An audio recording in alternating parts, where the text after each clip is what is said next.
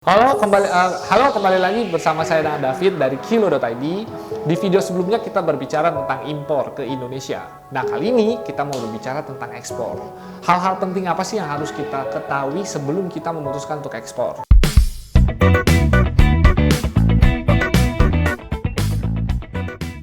Pada dasarnya, kalau kita mau ekspor, yang perlu kita pahami pertama adalah kita harus tahu dulu nih, barang kita ini apa sih, kita harus mengenal produk kita.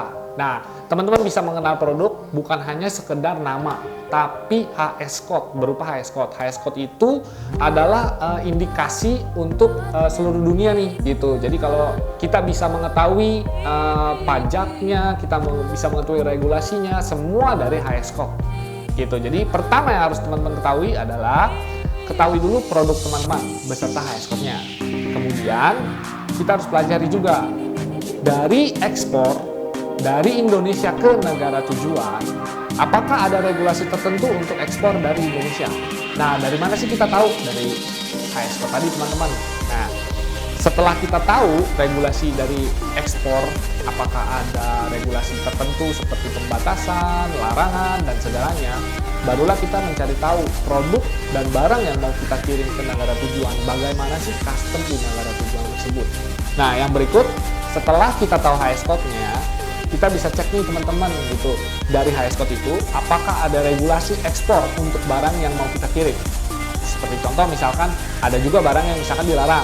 Nah, tentunya kalau dilarang kita tidak bisa kirim ya teman-teman. Nah, ada juga barang yang mungkin dibatasi. Nah, kita bisa tahu pembatasan jumlahnya berapa sih yang bisa diekspor. Atau mungkin juga barang-barang yang perlu izin. Seperti contoh kopi, kita harus punya izin ekspor kopi. Jadi ada barang-barang yang ada pelarangan untuk diekspor.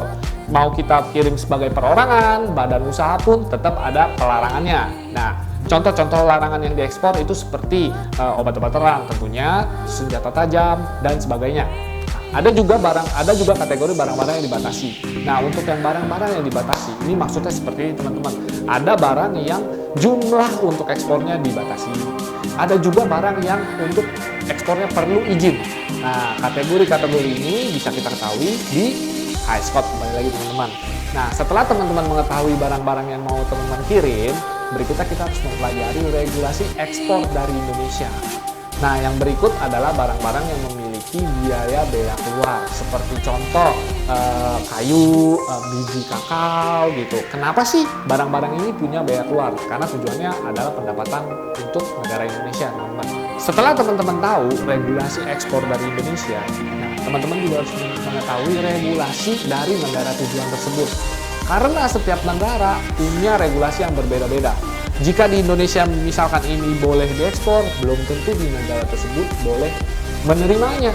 Gitu. Jadi kembali lagi teman-teman harus mencari tahu infonya. Infonya dari mana teman-teman bisa tahu? Dari HS code sebagai acuan, dan kita bisa search banyak informasi di Google. Setelah teman-teman mengetahui barang dan paket yang akan teman-teman kirim tentang regulasi ekspor dari Indonesia dan regulasi dari negara tujuan, teman-teman jangan lupa ya, kontak Kilo.id. Karena customer service kami 24 jam siap melayani teman-teman.